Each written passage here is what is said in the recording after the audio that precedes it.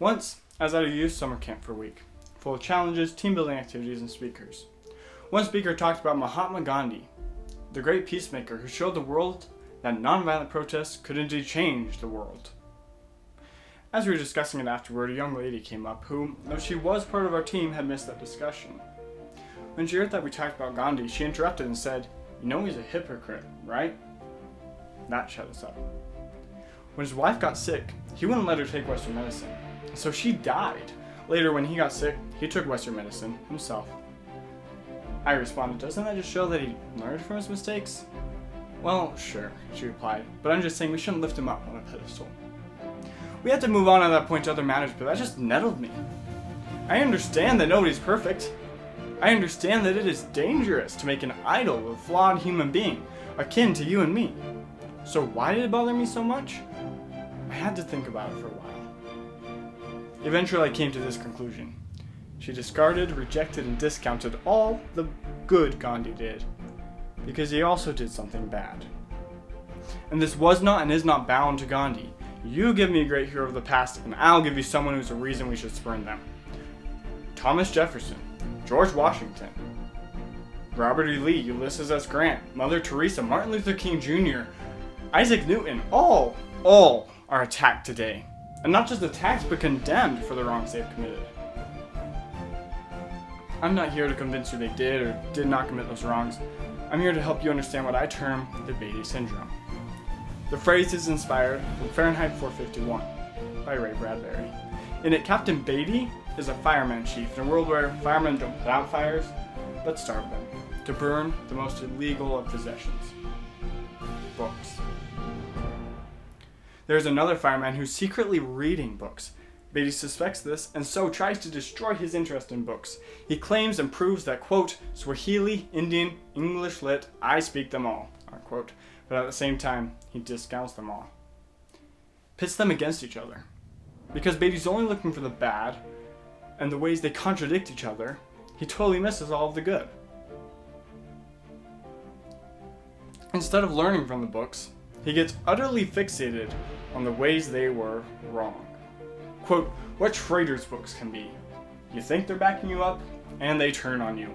Others can use them too, and there you are, lost in the middle of a moor, in a great welter of nouns and verbs and adjectives."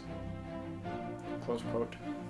Because Beatty only saw the ways they disagreed, or the ways they were wrong, or the ways they were problematic. As a result of only looking at the bad, Beatty totally discards and burns all of the good. This is the Beatty Syndrome. As Jacques Barzun said, who is not only a member of the French Legion of Honor, but also a receiver of the American Presidential Medal of Freedom, quote, "Eclipses of a source of light by some dark matter in the surroundings are familiar to the student of cultural history. They are the cause of stereotypes. One trait alone stands out in a figure or a period, and that is all that is remembered. The mind is an impressionable organ rather than a recording instrument." Close quote. I'm not promoting the opposite, overlooking the bad and only seeing the good, if in that process you become naive and think the bad they did was good. But I see becoming cynical and thinking the good someone did as bad is just as harmful and detrimental as the former. As in most things in life, things work best when in balance. However, seeing current cultures leaning, or even resting on the cynical side, that is what needs to be addressed today.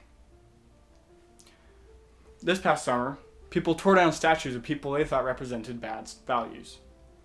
Michael C. Maybach, a distinguished fellow for Save Our States, observed, quote, "We see young men and women ripping down statues in American cities. Statues of people they probably have not read one book about, or could even write one paragraph about that person's life. I am certain that if they were asked to write a paragraph, they'd only be able to list the bad things that person did." This is evidenced by how people like John Greenleaf Whittier, one of the most outspoken abolitionists of his time, was graffitied and wrongfully called a slaveholder. As we become educated about the people of the past, we realize this transformational fact. Each person is complicated, is good and bad, is like me, is like you. As my teacher says, he puts his pants on one leg at a time, like everybody else. By simple extension, if they could do such amazing things despite their weaknesses and mistakes, then so can we despite our personal weaknesses and mistakes. We see history more as it truly is once we overcome the Beatty Syndrome. There are two more aspects of the Beatty Syndrome we need to address. The first is that its effects are not confined to the past. In our world today, there's a current movement known as the cancel culture that cancels people who say something are politically incorrect or offensive, something Obama and Trump have both criticized. When you cancel popular or well-known figures, such as J.K. Rowling, you cancel less-known figures, such as friends, neighbors, acquaintances, and yourself. In a national study by the Cato Institute, they found that 62% of Americans are afraid of offending others if they share what they truly believe. Over half of Democrats, Independents, and Republicans all agree that they have something they don't dare share. If you're canceled or stopped or abandoned or disregarded by yourself or others, then we have lost something.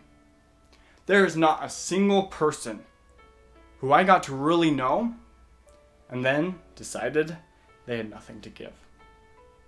Not a single person. Again, we are burning the good with the bad when we prevent others from speaking because they might say something that can be construed as offensive. The Beatty Syndrome causes lower self-worth. The other aspect is that the Beatty Syndrome is not confined to people. This past summer, psychologists studied something termed doomscrolling, where people are constantly searching for and finding gloomy and depressing news. Clinical psychologist Dr. Amelia Aldau outlined his vicious cycle, saying, quote, "The more time we spend scrolling, the more dangers we find. The more we get sucked into them, the more anxious we get. Now, you look around yourself, everything feels gloomy. Everything makes you anxious. So you go back to look for more information." Close quote. I realize now I did this myself at the beginning of the lockdowns. I would travel virtual rabbit holes about how bad something was, almost always COVID related, and would just keep going back, even after I tried to refocus on my homework. As Dr. Aldau noted, doomscrolling makes things gloomy and anxious.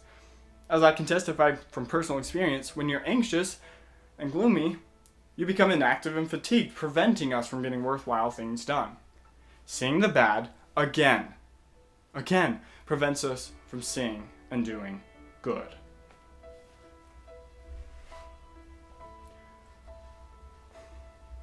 When we are in balance, and we admire the good without discarding the bad, something wonderful happens. We are able to start solving. Suddenly we get to see the world more as it truly is. We learn about our abilities, that we can make mistakes and move forward. We avoid condemning, assigning a permanent fixed position to people of the past and the present. We are able to better resonate with others, to build bridges that connect us together and then lead us forward.